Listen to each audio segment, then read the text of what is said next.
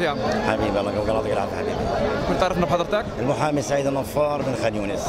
حياك الله، احكي لنا ما هو شعوركم وانتم تحيون الذكرى الثالثة عشر لاستشهاد الرئيس ياسر عرفات؟ إن الذكرى الثالثة عشر للرحيل الشهيد القائد الرمز الياسر الجاسر أبا عمار.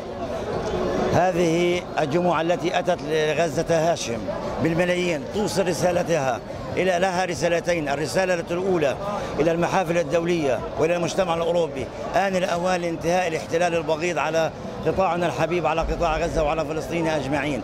أما الرسالة الثانية فهي للقيادة الفلسطينية وللإخوة في حركة حماس على الوحدة الوطنية، الوحدة الوطنية التي أثنى عليها الشهيد القائد أبا عمار.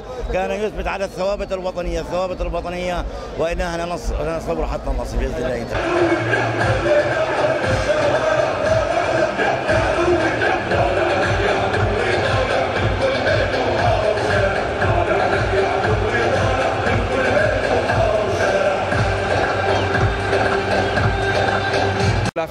الله يعافيك. تعرفين على حضرتك؟ أنا الصحفية إيمان شاهين. احكي لنا ما هو شعوركم وانتم تحيون الذكرى الثالثة عشر لاستشهاد الرئيس ياسر عرفات؟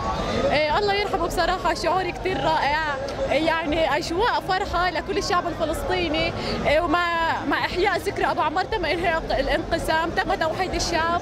يعني أنت زي ما أنت شايف إنه الكل مبسوط الحمد لله. بنتمنى إنه دائما هالشعب يتوحد وتروح المشاكل والخلافات اللي بيننا.